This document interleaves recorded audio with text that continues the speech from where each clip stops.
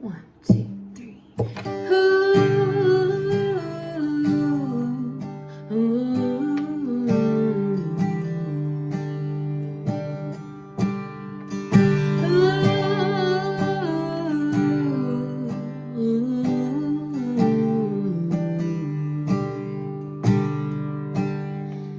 I've been lately thinking about my lifestyle, all the things I've done and how it's been. I can't help believing in my own mind. I know I'm gonna hate to see it end. I've seen a lot of sunshine, slept out in the rain, spent a night or two all on my own. Oh, and I've known pleasures, had myself some friends, spent a time or two in my own home. I have to say it now, I spent a good life. All in all, it's really fine to have a chance to hang around.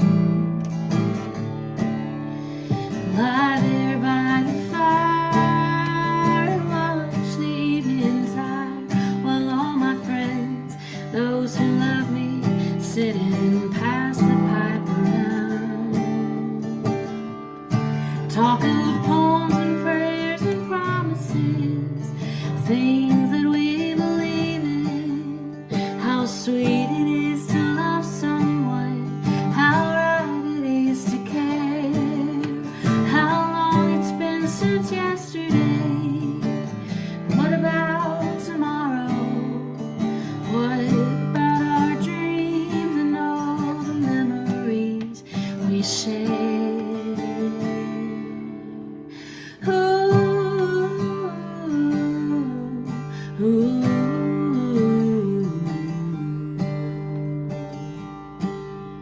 The days, they pass so quickly now, nights are seldom long, and time around me whispers when it's cold. Changes somehow frighten me, still I have to smile. It turns me on to think of growing old. 'Cause though my life's been good to me, there's still so much to do, so many things my mind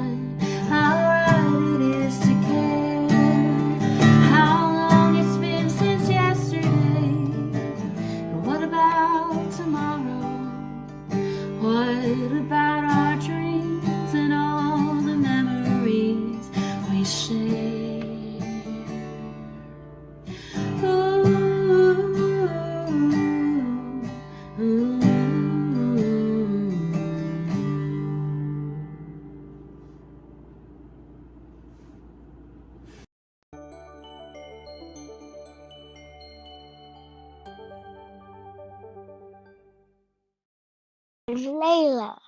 And we have been getting a lot of questions in the question box at the back of the church during our in-person service. So Layla and I decided we would discuss a few of these questions. So here's one. This is from Cosette. Why did God make things the way they are? For example, why do acorns fall from trees? Why are babies born? That is a good question, Cosette. What do you think? Probably to have more life. Talking about the babies or the acorns or both? Both, because acorns, I think they have a seed inside them. Mm-hmm. So I think that's why trees grow when they get buried. Yeah, so God made acorns and babies in order for life to continue on. Huh? So you're saying God made those things so that life could continue?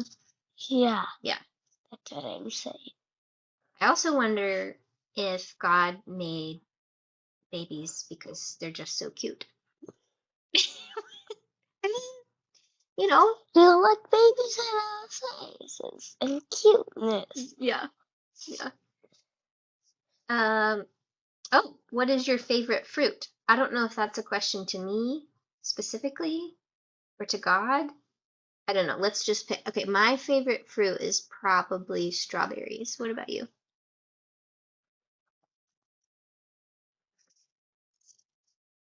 You don't know? I thought yours was No strawberries. way. I have so much favorite fruit. Oh, that it's hard to pick just one. Yeah. Yeah, understood. Wait. Mhm. We have to ask them something first. Oh, okay. What? What is your favorite fruit? Yeah, everybody tell us what's your favorite fruit. Okay, let's do one more, and then we'll come back another time and do more of these. This is a question from your friend Harper. How did God make the earth? Do you know the answer to that? I actually don't think she made the earth. Because how could she live without the earth? Does she live in heaven or something? It's a great question. I think God is like a spirit who's kind of beyond the earth and beyond the universe. So some people would She say, lives beyond the universe? I think so. Then how would she get here? She drives a bus? No, I think God is like everywhere. God is right here with us on this planet, and I think God is out in the universe. I just sort of, that's how I think of it, is God is everywhere all the time. And how God made the earth. Maybe God is Scout. Have you ever heard of the Big Bang Theory? Yeah. Probably a little too much to get into right now. Is it the little boy shooting the pebble at a big giant and the giant falls down? You're thinking of David and Goliath, and oh, I see there was a big bang happening in that story because he got banged in the forehead. Yeah, I was talking about a different big bang that we're probably not going to get into right now. But some people believe that God used science to make the earth. That is our short answer. Yeah. What about you?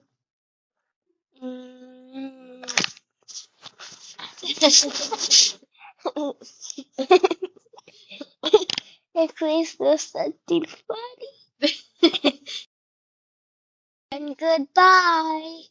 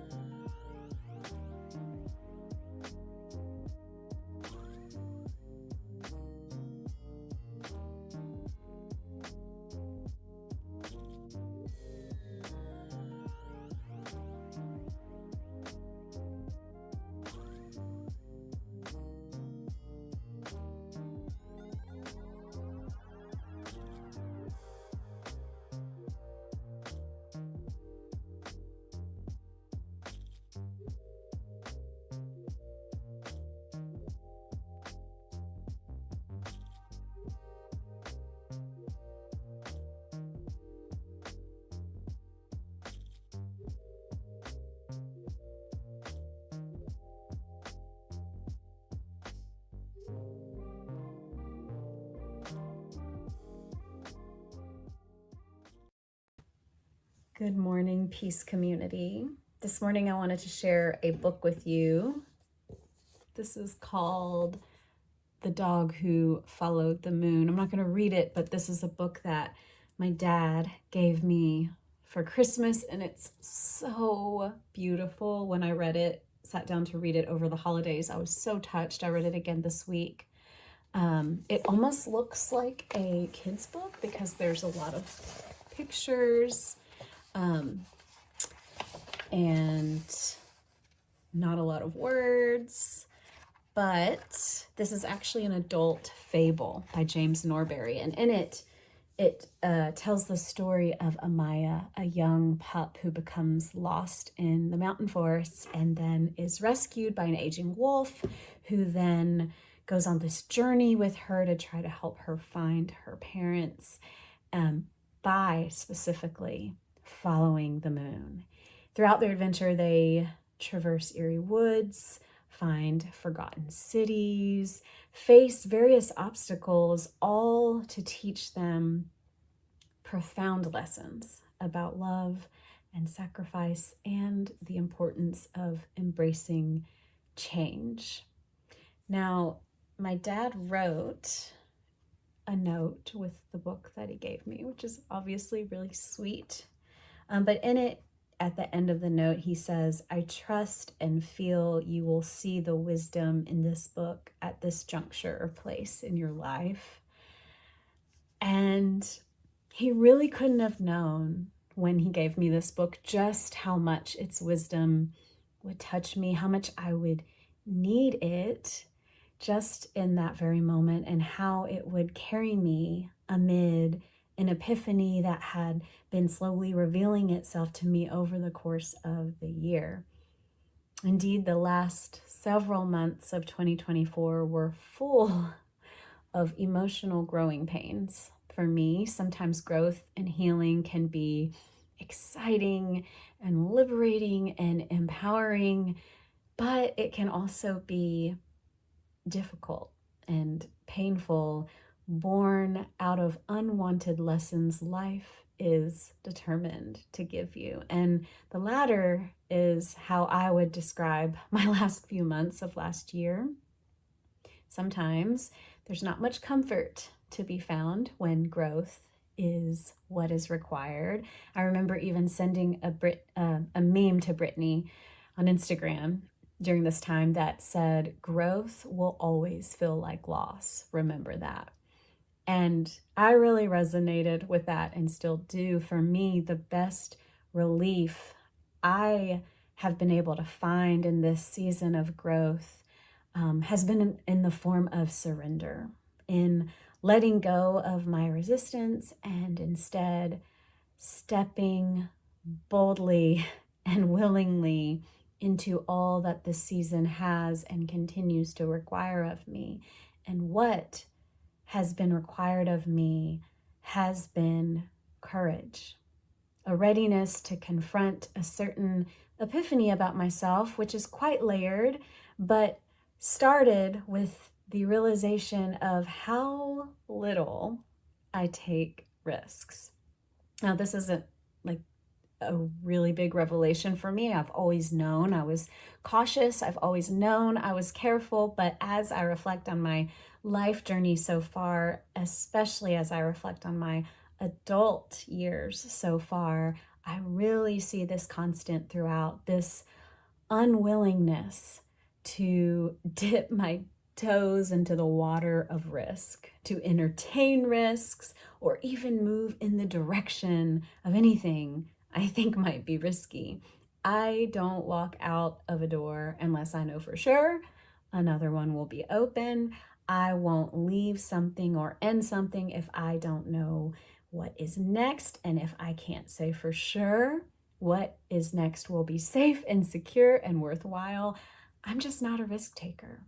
I don't risk regret. I don't tend to risk failure or mistakes. But the thing is, and I know a lot of you know this, my husband knows this so well, which is honestly so inspiring to me in this season, we have to take risks. We have to experience failure. We must risk regret and face barriers and imperfection, be willing to mess up and make mistakes in order to fully live, and what's more, fully dream, to face life, follow the path of life with all our hearts. From the book I was telling you about earlier, How Do We Follow the Moon? Asked Kitten. With all our heart, said Amaya. It's the only way that works. I don't think we can live with this kind of full-heartedness without taking a risk every once in a while. But the risk-averse revelation I had was only the tip of the iceberg for me, revealing a small but significant piece of my typical play it safe autopilot. But when I really began peeling back the layers some more, asking myself, why am I so wary of risking? I was not surprised to discover that it isn't just avoiding risk, but it's also avoiding discomfort, avoiding suffering. Truly, the amount of time and energy I spend avoiding anything hard is remarkable.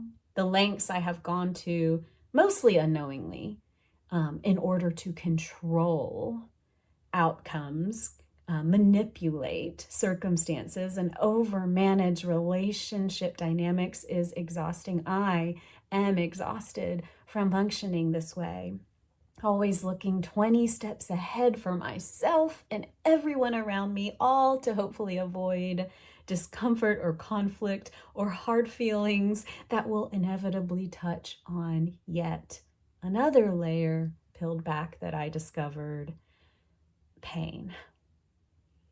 I am realizing that all this searching led me to pain. There's a lot of pain in life. That's life. But I discovered this, I'm going to call it capital P pain in my life. This capital P pain that is almost beyond my conscious ability to fully explore it or verbalize it to you. But the best way I can describe it now is this marker of my abandoned, wounded child self that I have continued to carry unknowingly. This discovery honestly took me off guard because I've done so much inner work over the years and, quite frankly, so much therapy. I really liked to think that I was just healed and that was that. But that's not how grief or trauma works, right? Grief is not linear and trauma is sneaky, and both came to greet me in 2024. And I realized just how often I've been allowing this wounded self to make my decisions for me. Decisions that are rooted in a past reality, though almost always in an effort to protect me so that I might avoid that capital P pain. Because any kind of pain will rub up against that capital P pain and trigger something in me that I have felt I cannot face. It sounds kind of like a valiant kind effort that a younger, wounded version of me might try to protect me in this way, but here's yet another layer of that epiphany. The acknowledgement that this version of me is not living with all her heart. Another quote from the book: we adapt, we change, we find a new way forward.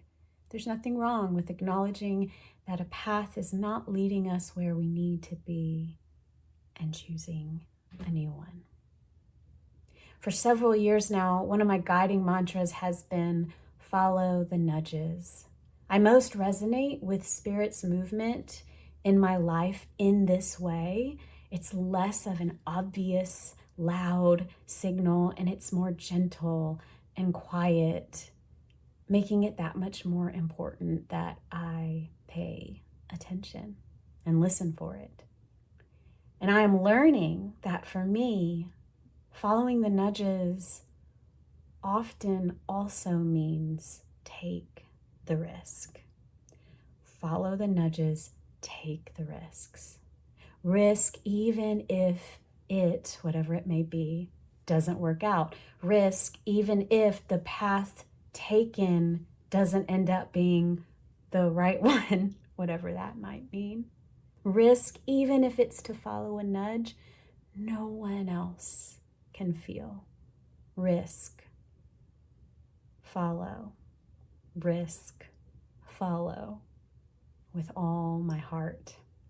Which brings me to our text today. You know, the one, the heart is deceitful. I've preached a lot about this already. I've written poems, devoted a chapter of my book to this text as well. You can email me if you need those references. It probably won't come as a surprise that I read this text through the lens of Imago Dei. I read all of the Bible through the lens of Imago Dei, but with this text, I find it particularly easy to do. That's right, I find it easy. To quote the text, cursed are those whose hearts turn away from God. Well, yes, I would agree that when I am living in disconnect with the divine presence that dwells within me, I have experienced increased suffering. In those moments, I am disconnected from spirit within me. Can't hear nudges, no clarity, disembodiment, no sense of grounding or peace. It is all upheaval. But when I am living in the full knowledge and power of Imago Dei, I am connected. I am steady. I am living in good health, my true self, not my wounded self. My true self, Imago Dei informed self, is the one in movement in my life, not what was once wounded. Here I am, like the text says, a tree, steady, planted by water, no fear when heat comes, Leaves stay green, not anxious, even amidst drought, even amidst discomfort, even amidst pain. Unafraid, here I am living with all my heart. So the heart is devious, deceitful, perverse, whatever other words you've heard. From what I've read, I'm inclined to think the only heart we can't trust is a heart that's not fully in it. So I've been peeling back layer after layer of this personal epiphany, but at the core was this beautiful realization. There is pain, yes, there will be pain, and here's the real epiphany. I can face it. We can face it.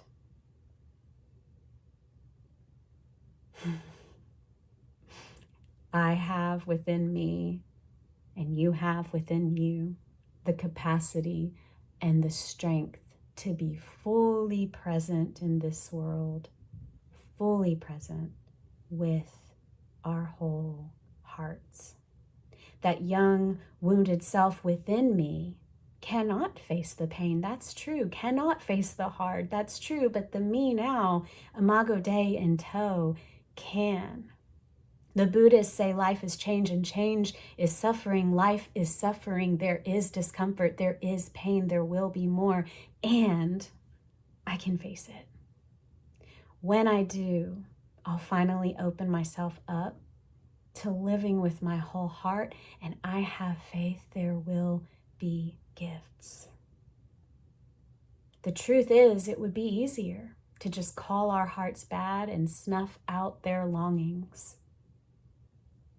I am learning that the harder way, the riskier way, is to call our hearts good and then do whatever healing work is necessary so that we may live our lives with the whole of them.